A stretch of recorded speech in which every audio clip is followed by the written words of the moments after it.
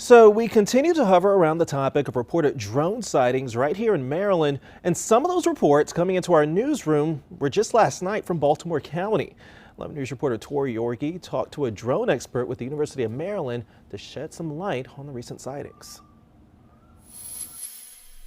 Yeah, that local drone expert weighing in on what seems to just be a rising conversation throughout the nation, including right here in Maryland tonight. That expert telling us what he feels the floating lights in the sky that many are reporting to see, what exactly they may be.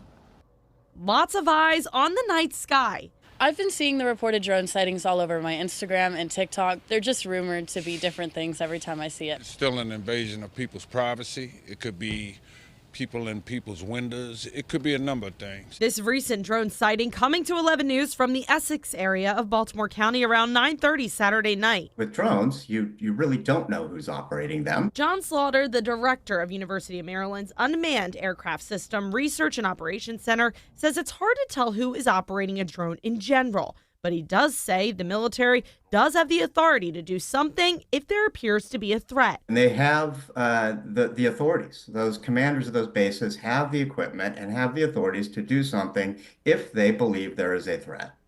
So the fact that they're not doing anything convinces me that, in fact, they don't believe there's a threat to their installations. But those rules are not the same for everyone. Under the law, a drone is an aircraft and is treated the same as that airliner. So if you take your shotgun out and shoot that drone down, you have, under the law, committed the same crime as shooting at an airliner. And we also asked what the drones, which Slaughter says come in all different shapes and sizes, are capable of. There's different kinds of cameras. Some of them look for heat, some of them, like infrared, some of them look for different kinds of things.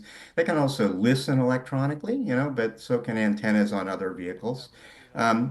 So, they have the ability to collect information. And while many continue to see the glowing lights flying around, federal officials say at this point, they do not believe they're a threat. Does it make you feel at ease that the White House is saying that it's no threat to the public? A little. I don't know how much I trust that, but we'll see. And Director Slaughter there, he says also that he feels a lot of these reported drone sightings are actually manned aircraft, meaning helicopters or airplanes rather than drones. That's something we also know federal officials have been saying. And of course, as more comes in, we'll keep it posted here on air and over on WBALTV.com.